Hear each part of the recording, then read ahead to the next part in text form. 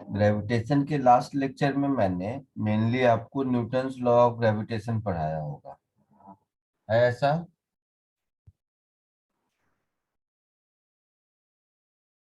बोलो। हाँ। Yes sir. आज इसी में आगे ग्रेविटेशनल फील्ड पढ़ेंगे पहले।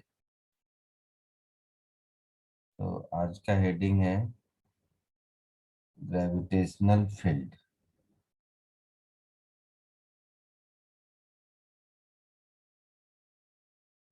सर इतनी सारी बुक्स आपके घर पे है?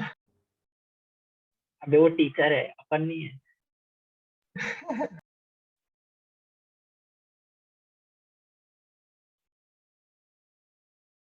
ये अभी तुमको इतनी सारी लग रही है बाद में कमी लगेगी ना सर। नहीं, ये तो बस पिक्चर है। वो कबर्ड वही के तो। अंदर भी सीक्रेट कबर्ड है, उसके अंदर बहुत बुक्स ये अभी तुमको 2 रो या 1 रो कितना दिखाई दे रहा है? सर दूर 1 2 3 4 दिख रहे हैं सर। 4 दिख रहे हैं और भी हैं। अरे बाप।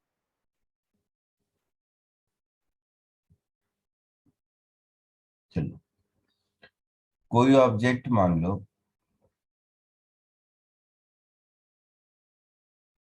कहीं भी स्पेस में किसी भी जगह पर है। अगर इस पर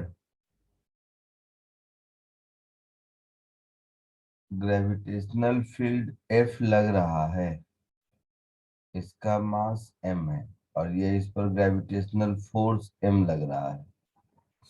तो ये जो gravitational force per unit mass m होगा, इसको हम लोग ग्रेविटेशनल फील्ड कहेंगे।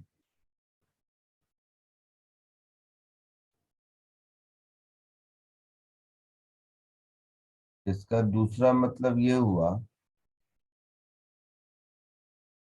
कि यहाँ पर अगर 1 kg का ऑब्जेक्ट होता, तो वो 1 kg का ऑब्जेक्ट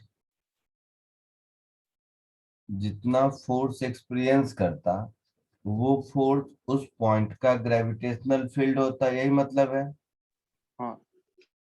है हाँ ना? सर। तो gravitational field at a point is amount of force experienced by unit mass placed at that point। Common sense है। हाँ sir, unit force.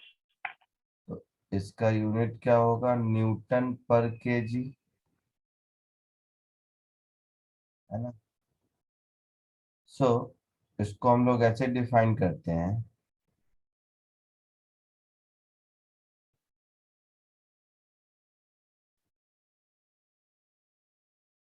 gravitational field at a point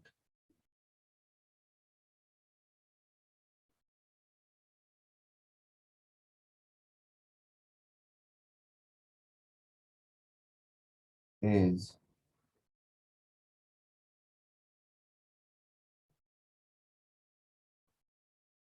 amount of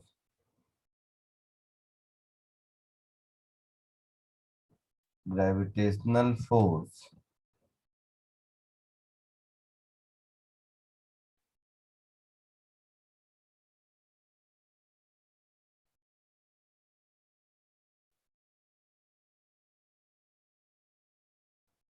experienced by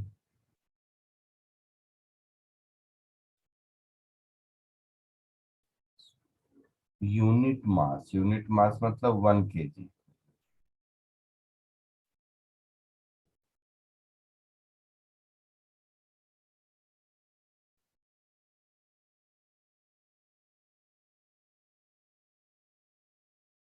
placed at that point, यही मतलब हुआ।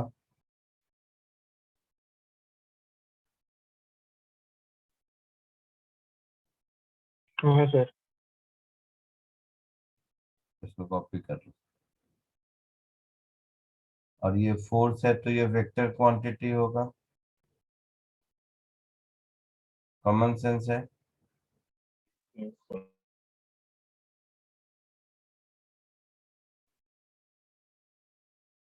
Copy कर लो, यहाँ तो copy कर लो, फिर आगे बढ़ते हैं। डिफरेंट टाइप ऑफ ऑब्जेक्ट के कारण किसी पॉइंट पर ग्रेविटेशनल फील्ड कितना होगा ये सीखेंगे।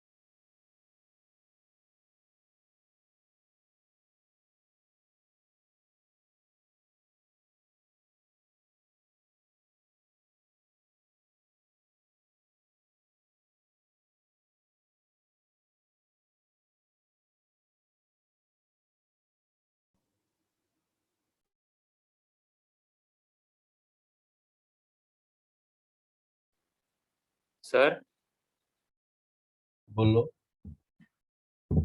हो गया। हो गया। Yes sir.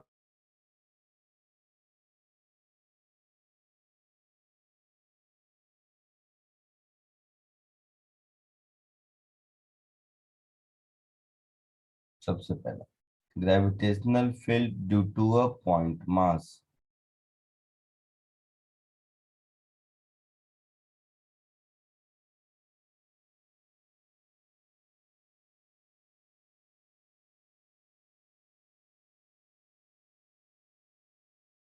gravitational field due to point mass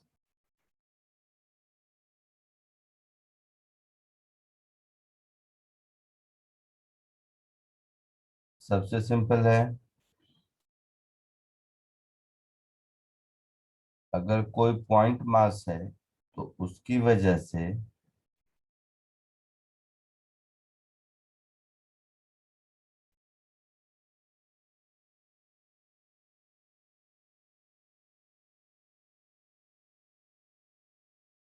जैसे मान लो ये एक पॉइंट मास है m, तो इस पॉइंट मास की वजह से किसी पॉइंट P पर, जो कि यहाँ से r डिस्टेंस दूर है, ग्रेविटेशनल फील्ड कितना होगा बताओ? ये तो सबसे कॉमन है। जी एम एम और सबसे दूसरा divided by R Gm/r R square. Square. हाँ मतलब मन ही मन पॉइंट P पर हम 1 kg मास अज्यूम करेंगे, उस पर यस जो फोर्स लगेगा वही होगा। कॉमन सेंस है। हाँ सर। इस ग्रेविटेशनल फील्ड का डायरेक्शन किधर होगा? अट्रैक्टिव होगा इधर टूवर्ड्स की हम। ओर, है ना? अट्रैक्टिव फोर्स को मोस्टली हम लोग नेगेटिव कहते हैं। तो ये ग्रेविटेशनल फील्ड का फॉर्मूला हो गया पॉइंट मास के लिए। कॉमन सेंस है।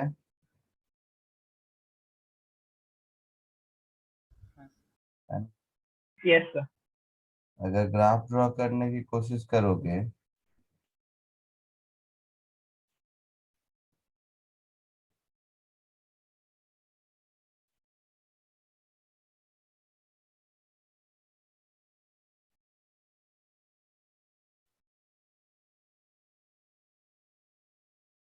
तो ग्रेविटेशनल फील्ड यहाँ पर m को अगर मैंने ओरिजिन माना तो यहाँ पर इन्फिनिटी होगा, हाँ सर। और जैसे जैसे दूर जाते जाएंगे ग्रेविटेशनल फील्ड डिक्रीज होगा, फिर इन्फिनिटी पर जाके जीरो होगा। समझ रहे हाँ हो? सर। तो ये आपका E वर्सेस x का ग्राफ हो जाएगा, है ना? जिसमें magnitude of gravitational field is inversely proportional to 1/r square. कोई दिक्कत?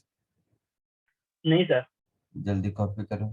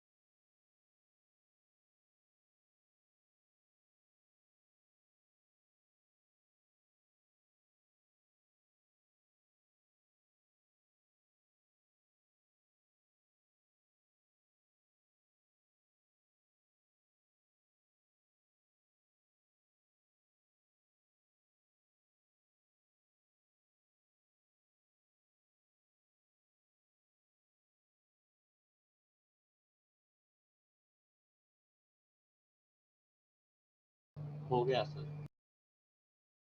Yes sir. हो गया। नहीं सर, एक minute. Yes sir. Next. Sir एक मिनट, एक मिनट। इसमें क्या है?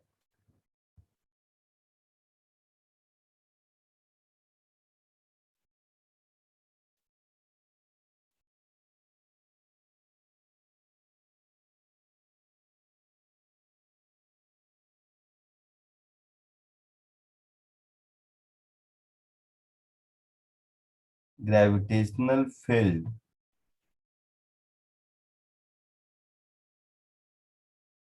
at a point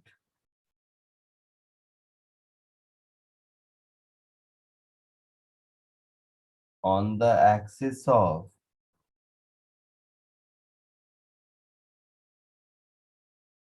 uniform circular ring.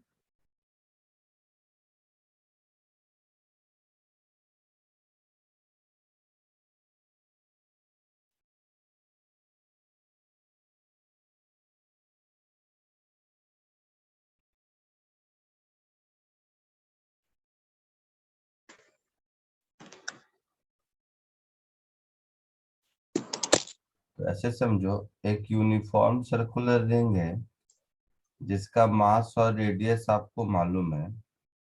उस यूनिफॉर्म सर्कुलर रिंग के कारण उसके एक्सिस पर किसी पॉइंट पर मुझे ग्रेविटेशनल फील्ड निकालना है। जैसे ये यूनिफॉर्म सर्कुलर रिंग है,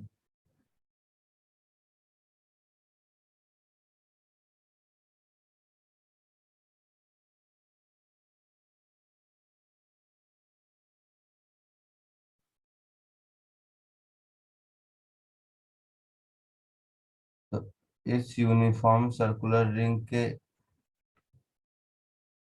रिंग का मान लो ये सेंटर है और इसका रेडियस मान लो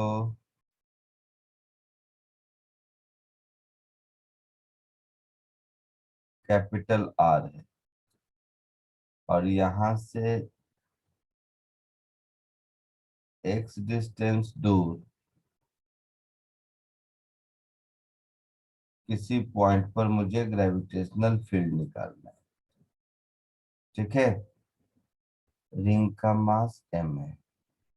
तो देखो, रिंग का हर पॉइंट, रिंग में क्या है, infinite number of point masses है। हाँ सर। तो रिंग का हर पॉइंट इस पॉइंट P से under root capital R square plus X square के डिस्टेंस पर होगा। यहाँ R और X दोनों कांस्टेंट है। Yes sir. तो किसी भी एलिमेंट्री मास dm, इसकी वजह से यहाँ पर फील्ड dE इधर होगा। ये एंगल अगर थीटा है तो dE का एक कंपोनेंट dE cos थीटा इधर होगा और दूसरा कंपोनेंट dE sin थीटा इधर होगा, है ना।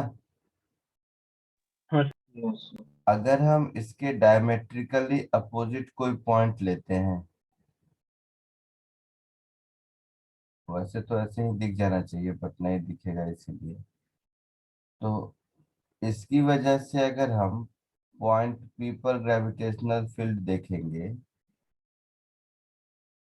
तो ये dE, ये थीटा वही होगा, है ना। हाँ सर। तो इसका साइन थीटा कंपोनेंट इधर होगा। तो अगर ध्यान से देखोगे तो ये जो साइन थीटा वाला कंपोनेंट है वो कैंसिल होता रहेगा। हर पॉइंट के डायमेट्रिकली अपोजिट पॉइंट वाला उसको कैंसिल करता रहेगा। जो यहाँ हाँ वाला सर। होगा उसके कारण ये वाला कैंसिल करता रहेगा। समझ रहे हो, जो यहाँ वाला होगा और यहाँ वाला हाँ होगा हाँ उसका सर। साइन थीटा कैंसिल होता रहेगा। तो ये डी हाँ कॉस थीटा ऐड होता जाएगा। हाँ सर। सो जो ग्रेविटेशनल फील्ड होगा, इस ग्रेविटेशनल फील्ड को हम बोल सकते हैं minus of integral D cos theta, that is minus of integral dE, that is g dm upon r square plus x square होगा। हाँ सर। और cos थीटा की कितना यस सर। होगा इस ट्रायंगल में, b by h, x upon X by R. But X upon under root R square plus X square. हाँ sir.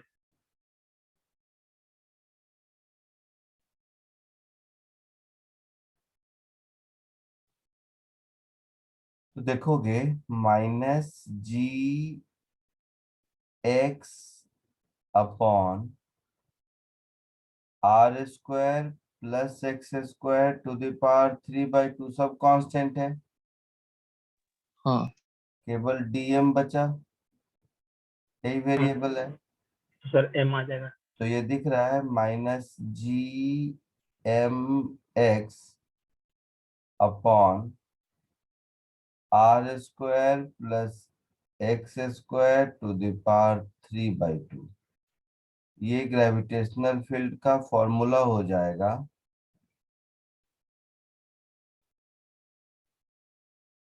Ring के केस में होगा, कॉपी कर लो।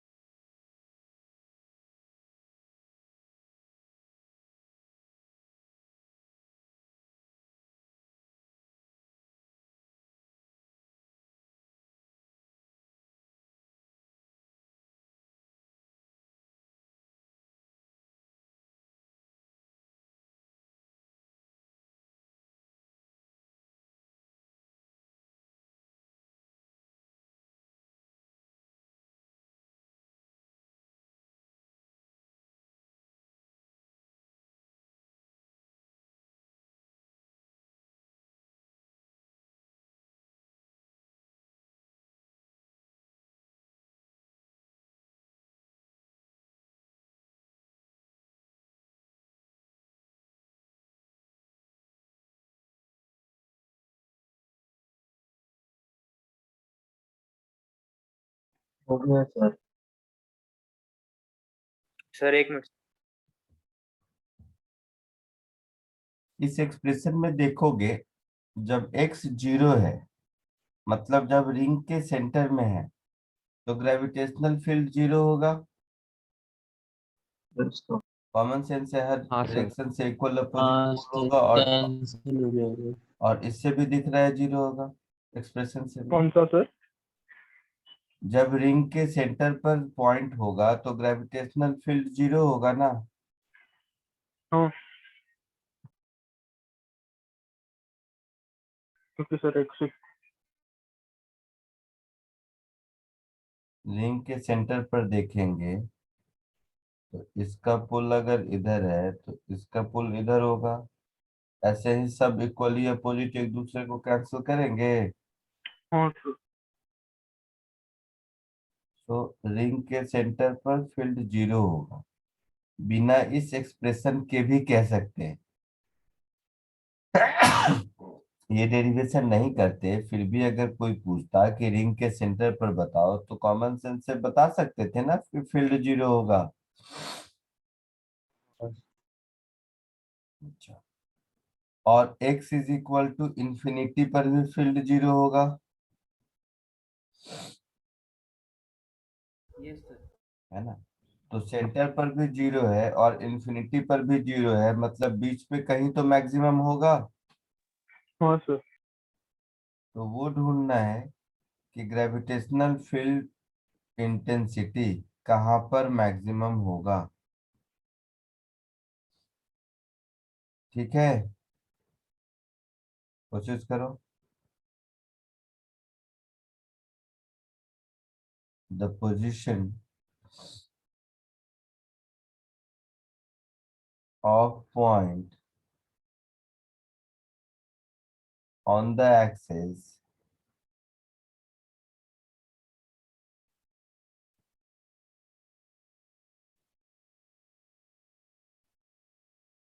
at which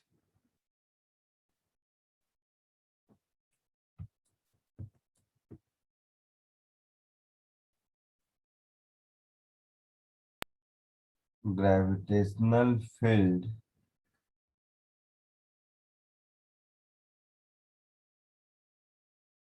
intensity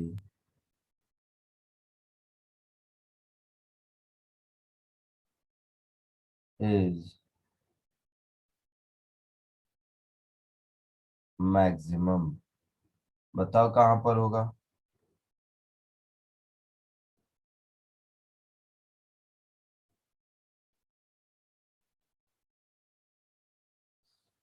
common sense है, जहां पर मैक्सिमम होगा वहां पर dE/dx 0 होगा। होगा। हाँ सो Gm बाहर d/dx of x upon r² plus x² to the power 3/2। इसको 0 से इक्वेट करना होगा। होगा ऐसा।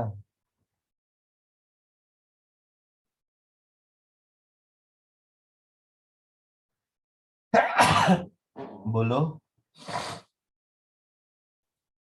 ये डिफरेंशिएशन कर सकते हो। हाँ सर, यू बाई Yes, वी। sir. हाँ सर। सो ये हो जाएगा r² प्लस x² का क्यूब, नीचे होल स्क्वायर हो गया, ऊपर डिनोमिनेटर को बाहर रखा तो r² plus x² to the power 3/2। Numerator को डिफरेंशिएट किया 1, माइनस न्यूमरेटर को बाहर रखा x, डिनोमिनेटर को डिफरेंशिएट किया so 3/2 r² plus x² to the power 1/2, और फिर x² का 2x, ऐसा हुआ। हाँ sir. This should be equal to 0। तो ये 2 2 कैंसिल होगा, तो कुछ ऐसा दिख रहा है r² plus x² to the power 3/2, this should be equal to 3x square r square plus x square to the power 1/2, ऐसा होगा? हाँ तो ये हो गया r square plus X square, 3/2 में से 1/2 गया तो 1 बचा, is equal to 3x square. So r square is equal to 2x square. So x is equal to plus minus r upon √2. ऐसा कुछ मिला? हाँ सर.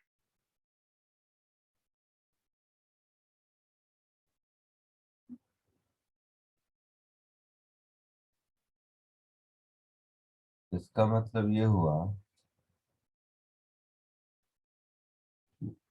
अगर ये यूनिफॉर्म सर्कुलर रिंग है तो ग्रेविटेशनल फील्ड सेंटर पर 0, r/√2 पर मैक्सिमम और फिर इंफिनिटी पर 0. इस साइड भी वही कहानी, r/√2 पर मैक्सिमम और फिर इंफिनिटी पर 0, कुछ ऐसा होगा. ये पोजीशन होगा x is equal to minus r/√2 और ये हाँ सर. पोजीशन होगा x is equal to plus r/√2. ठीक है, आया समझ में? हाँ हाँ सर. कॉपी कर लो इसको.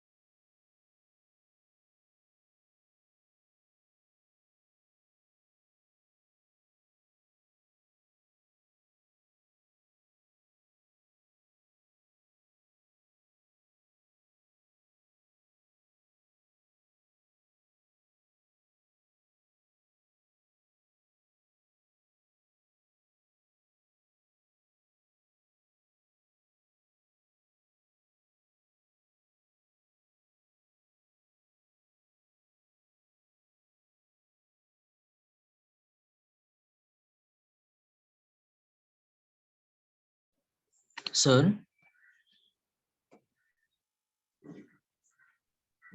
बोलो. सर DE/DX 0 क्यों होगा? मैक्सिमम मिनिमम पर है. सर क्या? कैलकुलस में मैक्सिमम मिनिमा पढ़ा है? नहीं। क्यों नहीं पढ़ा है?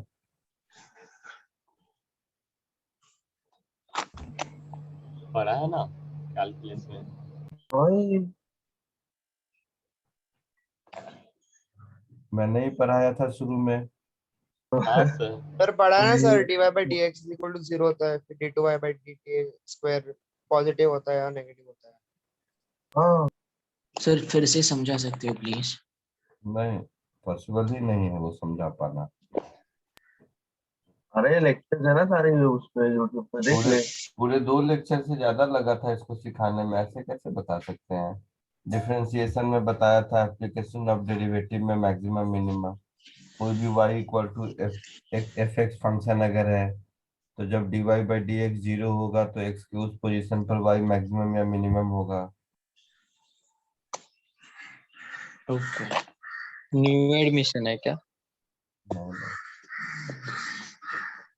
न्यू एडमिशन रहेगा तो भी 11 पास किया होगा ना, 11th में तो किया था।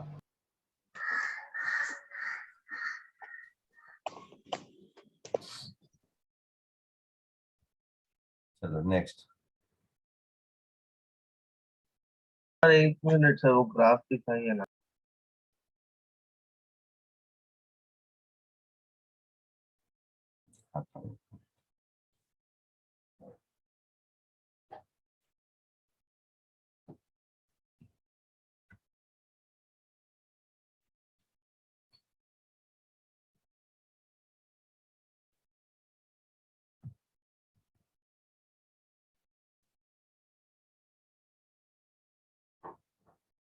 Yes sir. हो गया। अब यही अगर रिंग की जगह डिस्क रहे, सर थर्ड पॉइंट की इसी में कंटिन्यू। तो third, gravitational field at a point on the axis of uniform circular disk।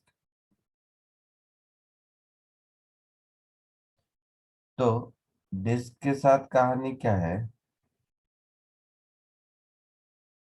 कि डिस्क में through out the surface area मास है ना? हाँ सर। Yes sir. तो डिस्क के सेंटर से अगर हम x डिस्टेंस पर किसी पॉइंट पर ग्रेविटेशनल फील्ड निकालना चाहते हैं, तो हमारे पास रिंग का फॉर्मूला तो है ही, है ना? हाँ सर। तो यहाँ से स्मॉल r डिस्टेंस पर अगर हम एक dr विड्थ का ये रिंग लेते हैं और इस रिंग के कारण पॉइंट P पर फील्ड कितना होगा ये मालूम है, यस। फॉर्मूला अभी डिराइव किया। इसको अगर हम इंटीग्रेट कर देंगे, small r is equal to 0 to small r is equal to capital R तक, तो हमारा काम चलेगा। हाँ हाँ सर। सर। सॉल्व करो।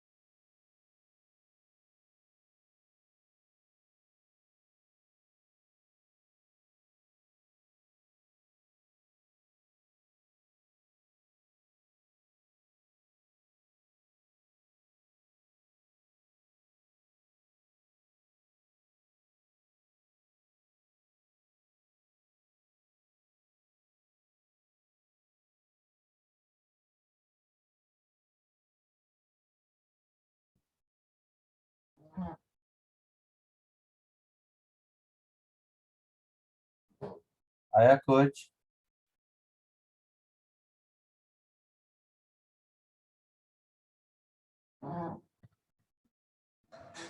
बोलो, आया कुछ? सर रिंग जैसा ही आया लेकिन डिनोमिनेटर में पाई आर एक्स्ट्रा आ गया। अभी देखते हैं।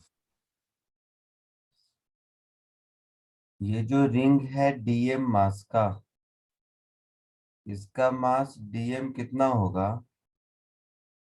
M upon pi capital R square, ये हो गया mass per unit area, into 2 pi small R D R, ऐसा होगा। हाँ तो ये हो गया 2 M upon R square into small R D R, ये डीएम हो गया। इस रिंग के कारण यहाँ पर जो ग्रेविटेशनल फील्ड डीई होगा, इस डीई को हम लिखेंगे D -GDM x upon R square plus X square to the power 3/2। हाँ सर। यहाँ पर वेरिएबल क्या है? R small R. So -GX constant, DM को लिख देंगे 2M upon capital R square, यहाँ स्मॉल आर डी आर, और यहाँ पर R square plus X square to the power 3/2। होगा ऐसा? हाँ सर इंटीग्रेट। तो ये कुछ ऐसा हो गया, -2GMX upon capital R square, इधर हो गया R D R upon R square plus X square to the power 3/2। ऐसा कर देते हैं, इस 2 को भी इसके अंदर लिख देते हैं। ऐसा इसलिए किया क्योंकि नीचे वाला जो टर्म है, इस टर्म का ठीक। डेरिवेटिव ऊपर दिख रहा है। हाँ सर। तो ये हो गया -GMX upon capital R square, नीचे वाले का डेरिवेटिव ऊपर दिख रहा है, तो ये इंटीग्रेशन कुछ ऐसा हो लॉन हो गया, जाएगा sir direct. dz upon z to the power 3/2।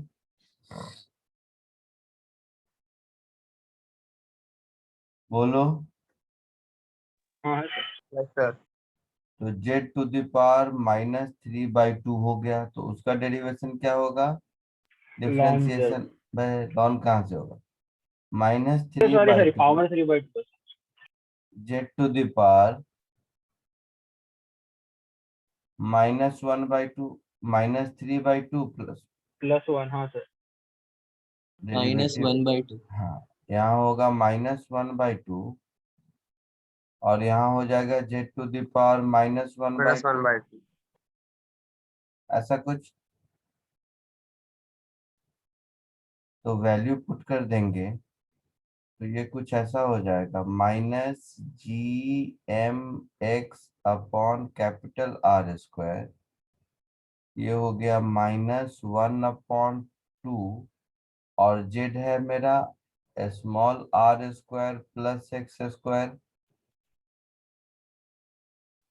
इसमें small r is equal to 0 to capital R put करना है ना? हाँ sir. -GMX upon capital R square. अब कैपिटल R पुट करो, तो -1/2 R square plus X sir उधर square. Root नहीं आएगा? हाँ आएगा ना, क्यों नहीं आएगा? वो ऐसा 1/2 लिख रहे हैं। ये हो गया, और 0 पुट करोगे तो प्लस हो गया, और ये हो 1/x। जाएगा 1/2x। अच्छा हुआ ऐसा हाँ कुछ? सर। हाँ हाँ सर। सो फाइनली ये एक्सप्रेशन मेरा हो गया -GMX upon 2R² 1/x -1/√R² plus x²। ये एक्सप्रेशन हो गया gravitational field due to disc का। आया समझ में?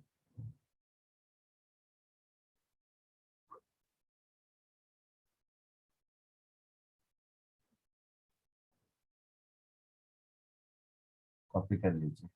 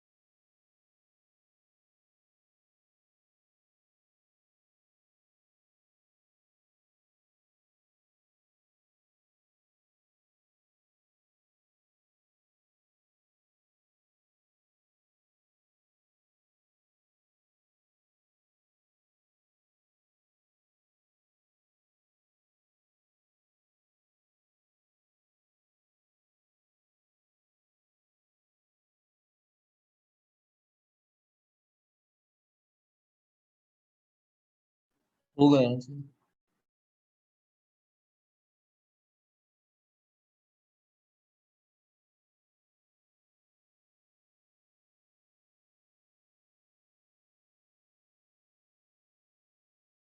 लिख लिया सबने? आगे बढ़ो। एक सेकंड सर।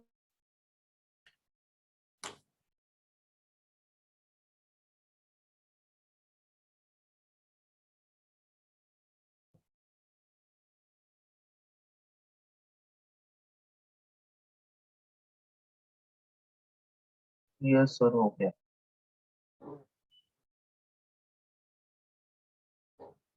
ठीक है,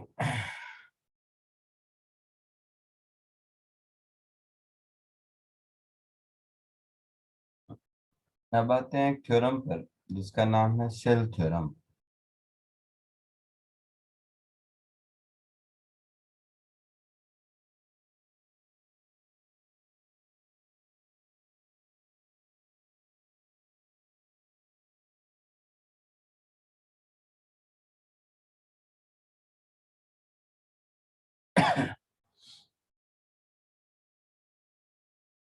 सर वो ऊपर वाले में मैक्सिमम ग्रेविटेशनल फील्ड सेंटर पे।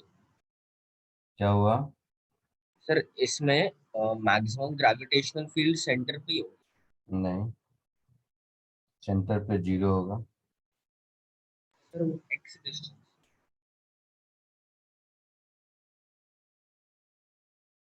ये एक्स दिखा? हाँ सर।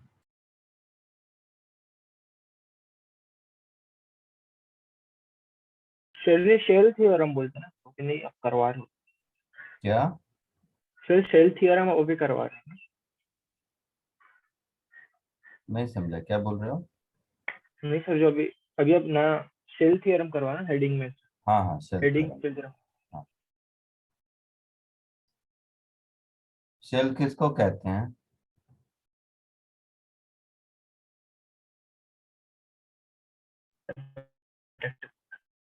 क्या?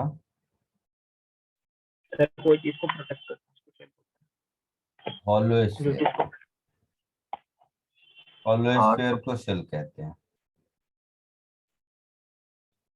तो शेल थ्योरम के हिसाब से gravitational field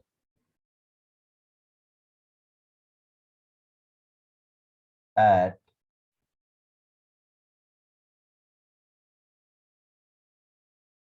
any point inside a thin spherical shell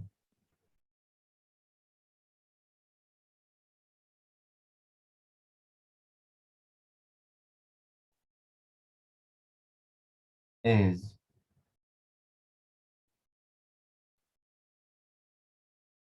always 0 and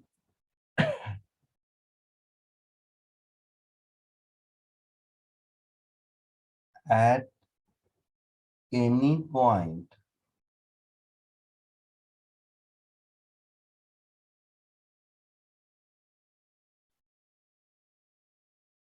outside it,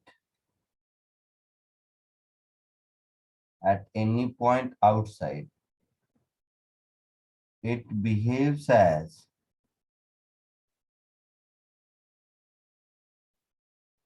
point mass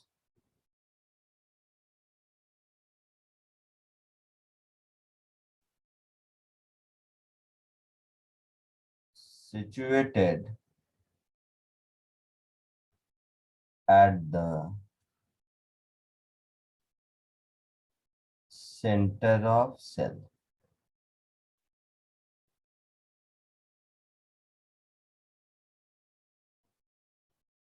तो इसके दो कंपोनेंट हैं, एक इनसाइड पॉइंट पर ऑलवेज 0 होगा, पॉइंट कहीं भी रहे, और आउटसाइड पॉइंट पर ये पॉइंट मास जैसा रहेगा। मतलब ये हुआ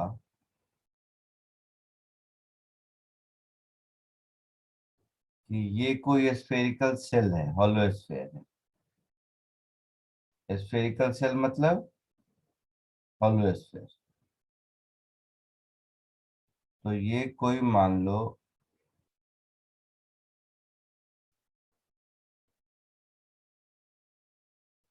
हॉलो स्फीयर है, ये हॉलो स्फीयर का सेंटर है और ये हॉलो स्फीयर का रेडियस r है।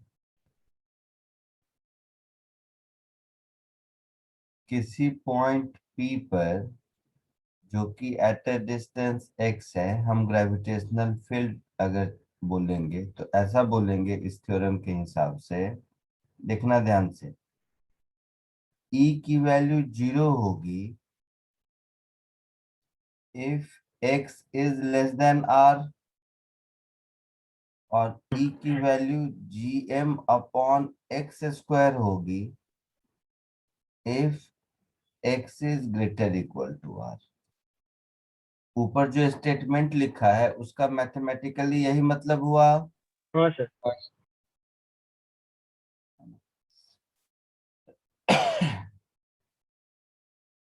Minus sign of course. इसका अगर हम ग्राफ ड्रॉ करेंगे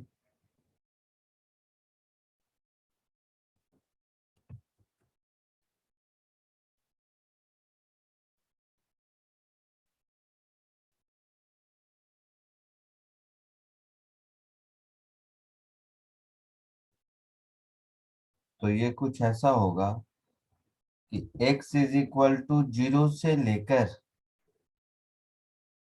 और x is equal to r तक ग्रेविटेशनल फील्ड 0 है। हाँ सर। तो ग्रेविटेशनल फील्ड 0 है। फिर यहाँ पर मैक्सिमम है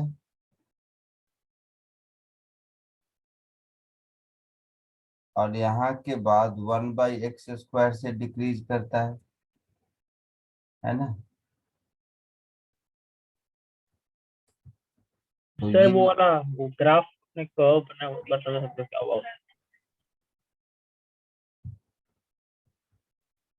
क्या हुआ?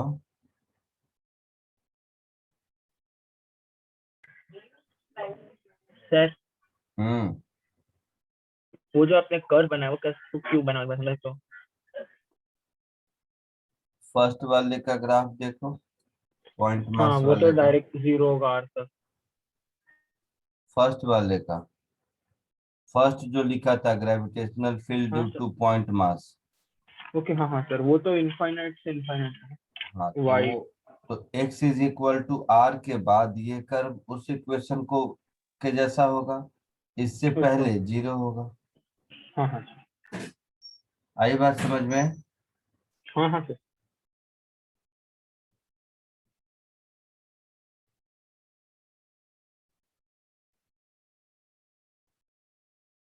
कॉपी कर लीजिए।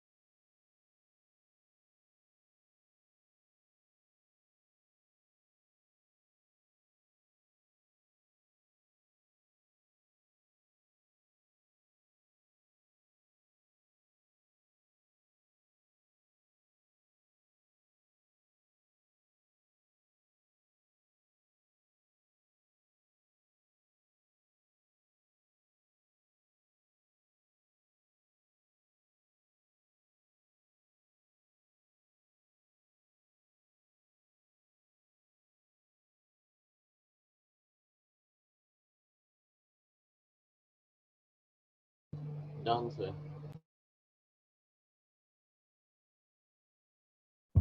सर एक मिनट। हो गया। सर एक मिनट। सर एक minute.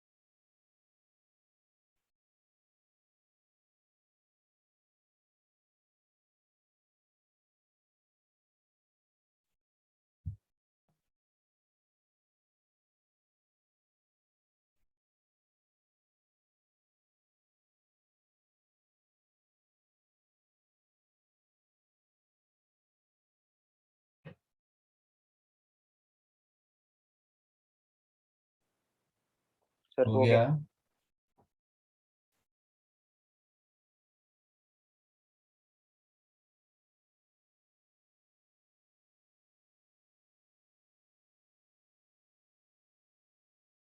Next.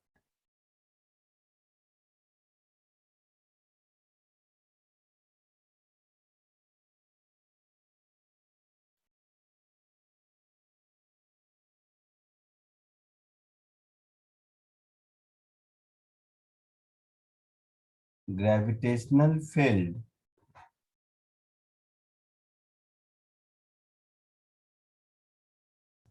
at a point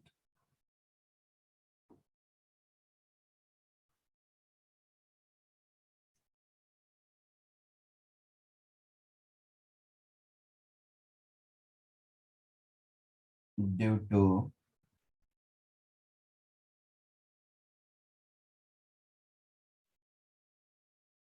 uniform solid sphere.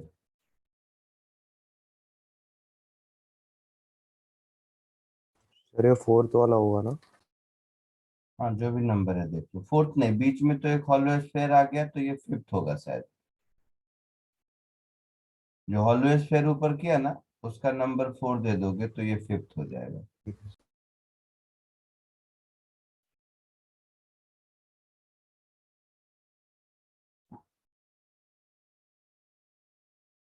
इसको 4 देंगे तो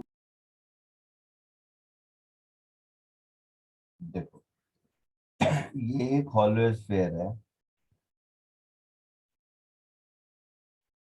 मतलब मास थ्रू आउट द वॉल्यूम। इसका मास m है, इसका रेडियस r है।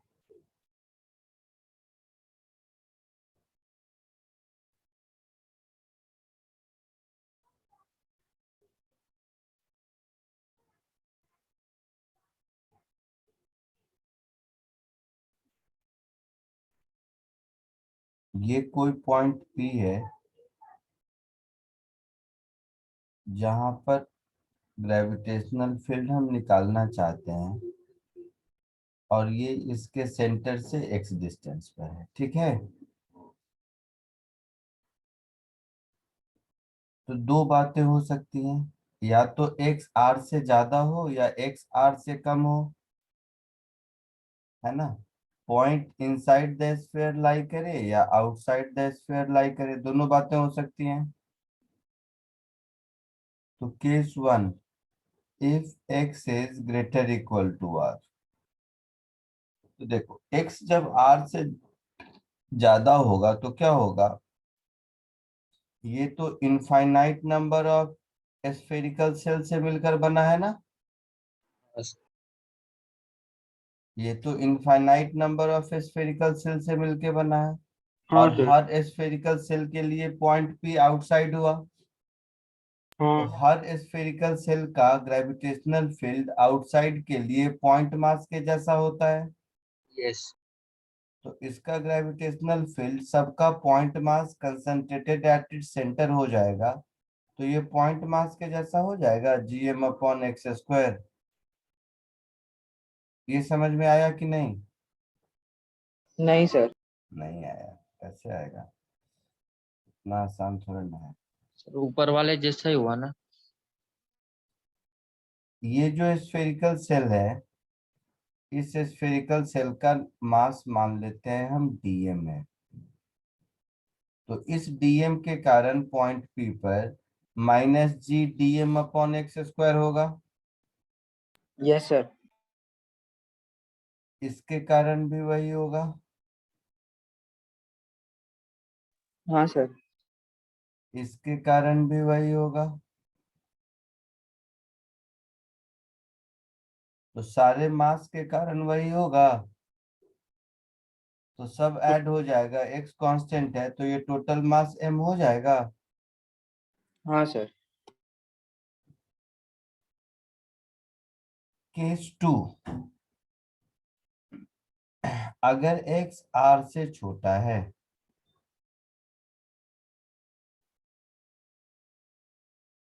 if x is less than r,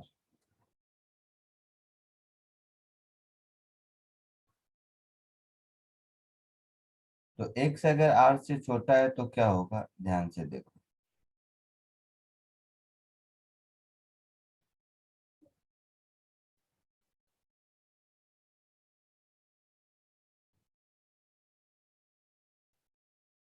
सब ध्यान से समझना है इसको।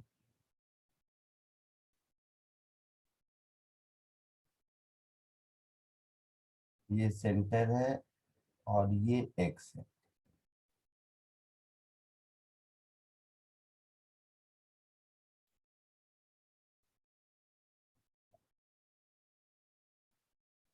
तो ये जो लाल वाली बाउंड्री है, इस लाल वाली बाउंड्री के अंदर जितने स्फेरिकल सेल होंगे सबके लिए ये पॉइंट मास जैसा होगा। हाँ सर। और इस लाल वाली बाउंड्री के बाहर जितने स्फेरिकल सेल होंगे सबके लिए 0 होगा। हाँ सर। क्योंकि इस लाल वाली बाउंड्री के बाहर जितने स्फेरिकल सेल दिख रहे हैं उसके लिए ये इनसाइड पॉइंट हो गया। हाँ तो सर। ये ब्लू वाला जितना है उसके लिए इनसाइड पॉइंट हो गया। हाँ सर। मतलब ग्रेविटेशनल फील्ड 0 होगा। हाँ सर अंदर लाई कर रहे। हाँ, और ये रेड वाले जितने हो गए इसके लिए ये आउटसाइड पॉइंट हो गया। हाँ सर। और आउटसाइड पॉइंट के लिए पॉइंट मास जैसा होता है -g है। है ना? तो ध्यान से देखो। तो जो रेड वाला है उसके अंदर का मास मान लेते हैं कि m डैश है। तो ये जो मेरा ग्रेविटेशनल फील्ड होगा ये -gm'/x² होगा। हाँ यहाँ पर m डैश क्या है? Sphere of mass inside red boundary.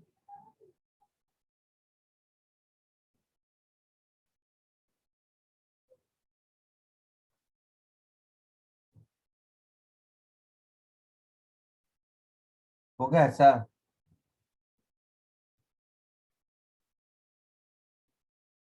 हो गया ऐसा?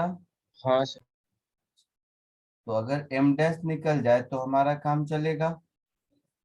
हाँ सर। तो m डैश क्या होगा? Density multiplied by 4/3 pi x³ हाँ सर। डेंसिटी क्या होगा? Total mass m upon by total volume, that is 4/3 pi capital R³ हाँ सर x इंटू 4/3 पाई x³। तो 4/3 चला गया तो m डैश की value capital MX³ upon R³ R ऐसा क्यूब। होगा। Yes sir. तो इस m डैश को ऊपर सब्स्टिट्यूट कर देंगे तो मुझे e क्या मिलेगा, minus G mx M r M X X upon R cube, ऐसा क्यू। कुछ मिलेगा। हाँ सर।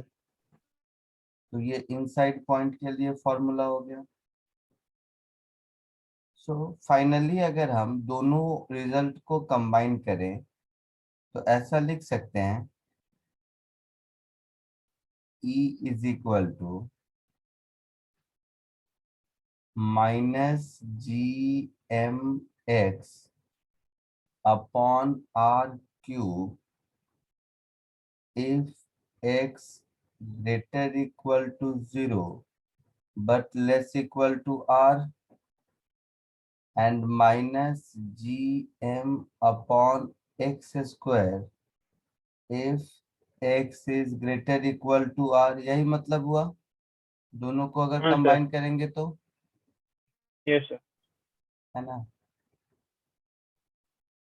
तो ग्राफ कैसा होगा, तो देखो 0 से r तक x के प्रोपोर्शनल है,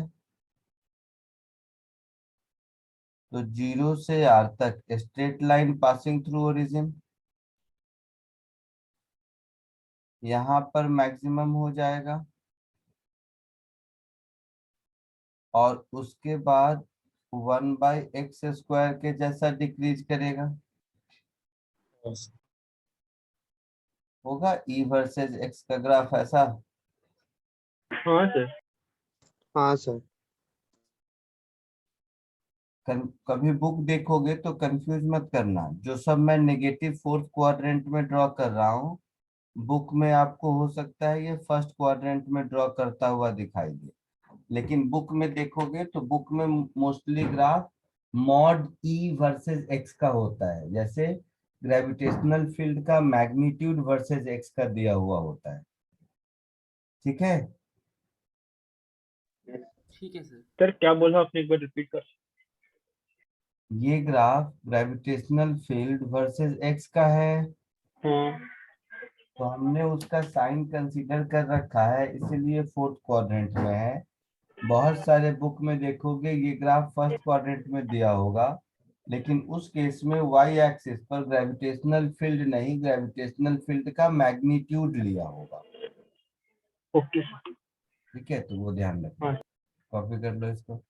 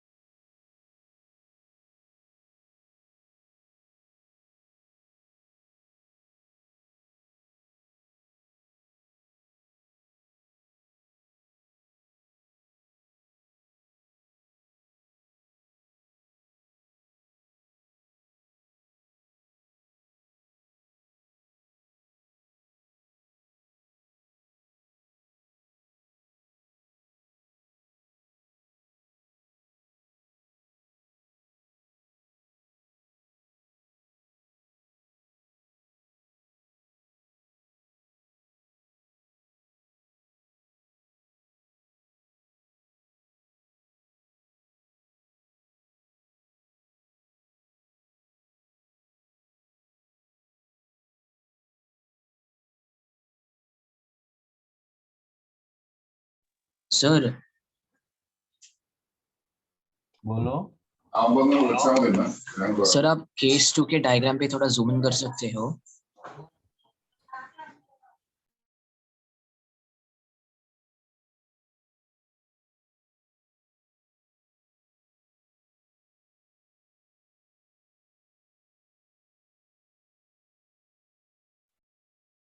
हो गया या और करूं? नहीं सर बहुत है। सर आपने वो क्या लिखा है इनसाइड पॉइंट ब्रैकेट में E इंटू? E = 0। ओके।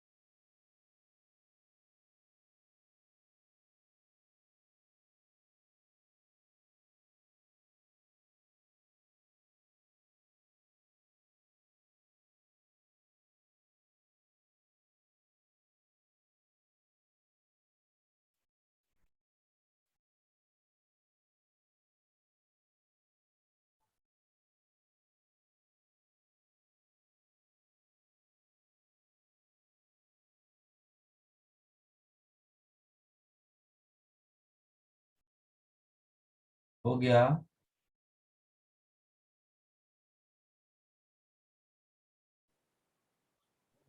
हाँ आगे बढ़े। यस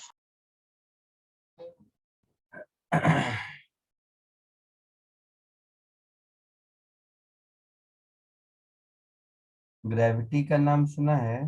सर थोड़ा ऊपर करोगे थोड़ा?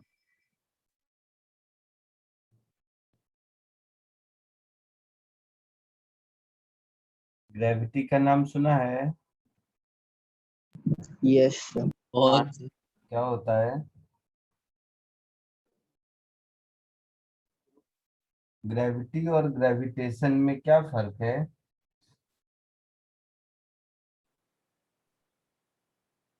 भाई की जगह आर टी आई क्या बोल रहे हो? भाई की जगह TiON होता है। क्या क्या?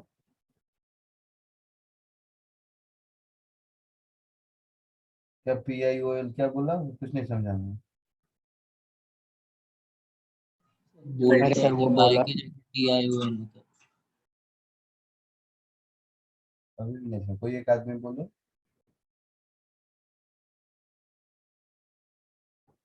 क्या बोला उसने? क्या होता है? सर वो बोला कि ग्रेविटी के स्पेलिंग में वाई होता है, ग्रेविटेशन में TiON होता है वाई के जगह। अबे ओ अच्छा अच्छा, वो सेट। ये पीछे मार जाएगा देख। सर वो यूनिवर्सल फोर्स होता है, यूनिवर्सल नहीं। मुंह पे बेइज्जती पीजे। हाँ, ये क्या सरा हुआ पीछे मारता है देख। ये तो क्लास 1 से भी नीचे स्टैंडर्ड का हो गया। ठीक है।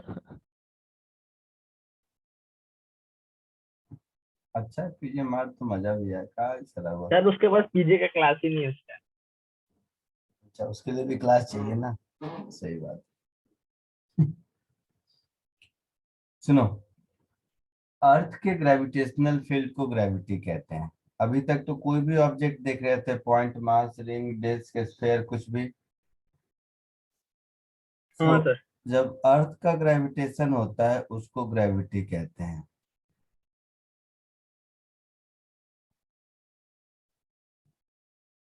ग्रेविटेशन ऑफ अर्थ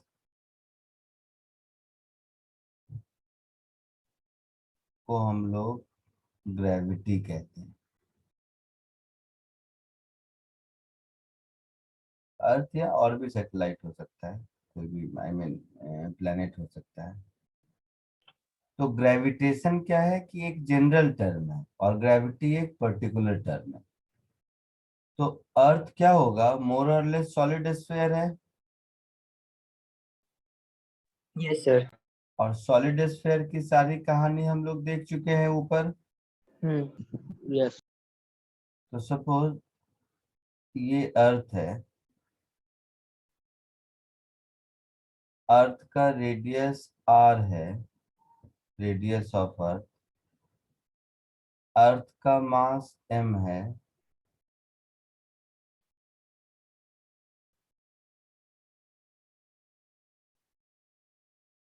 तो कोई भी ऑब्जेक्ट अगर अर्थ के सरफेस पर है, मान लो ये एक ऑब्जेक्ट स्मॉल m अर्थ के सरफेस पर है, तो अर्थ इसको अपनी ओर पुल करेगा, है ना, हाँ सर। ग्रेविटेशनल फोर्स से।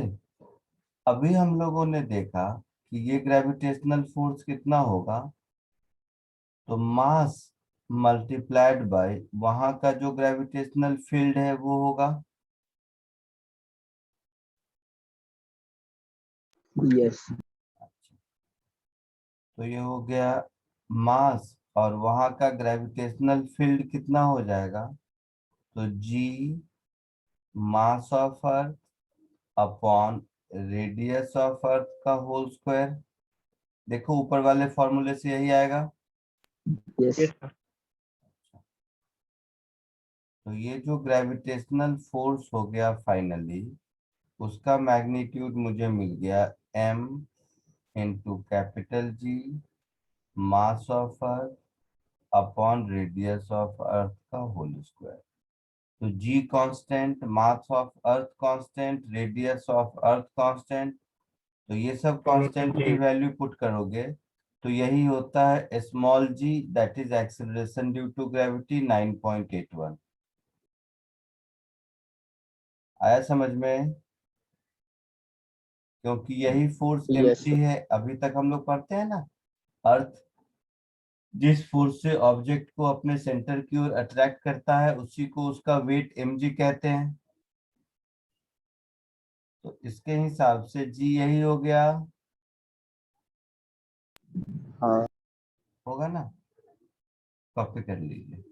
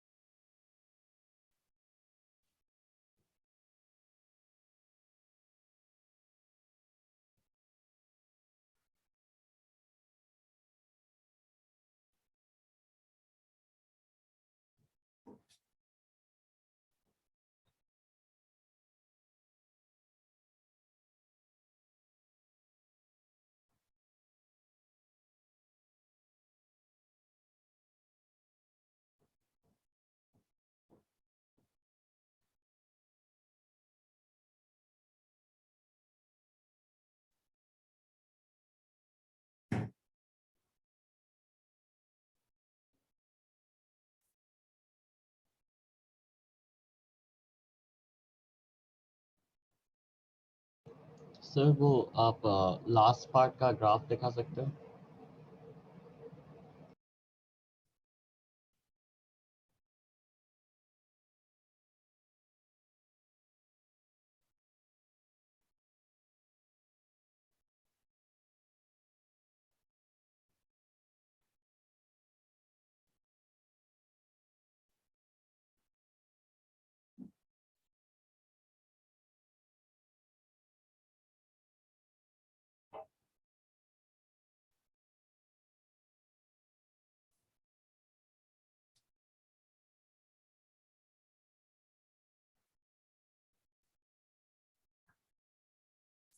हाँ सर हो गया।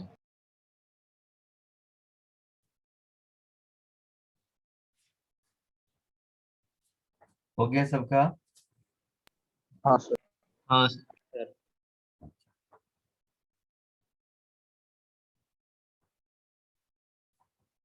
एससी वर्मा बुक में ग्रेविटेशन में टोटल 39 प्रॉब्लम है। उसमें से क्वेश्चन नंबर 1 to 15 ओके हाँ, क्वेश्चन नंबर 1 to 15 आप कर सकते हैं, ठीक है। जिसमें से एक क्वेश्चन 7 आपसे नहीं होगा।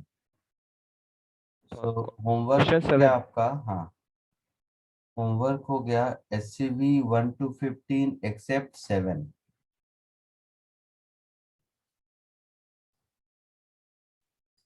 ठीक है, हाँ सर। बस याद सर, रहे थैंक यू सर। ये कर लोगे तभी, ये इसके डाउट खत्म करके ही आगे बढ़ूंगा इसीलिए, और डाउट इसमें कुछ होना नहीं चाहिए, वैसे बहुत सिंपल है। तो SCV question number 1 to 15 except 7। Sir इसके मॉड्यूल का सॉफ्ट कॉपी भेजोगे? नहीं है आप लोगों के पास? नहीं सर। भेज दूंगा। सर अभी तो प्रिंट नहीं हुआ ना, नहीं सर सर। बोल रहे थे। अरे सॉफ्ट कॉपी भेज दूंगा बोला। हाँ सर भेज। ठीक है, ये आपका होमवर्क है। चलिए आज के लिए इतना ही, नेक्स्ट लेक्चर में। Thank you. Bye sir. Thank you sir, bye sir. Thank you sir. Bye sir, thank thank you.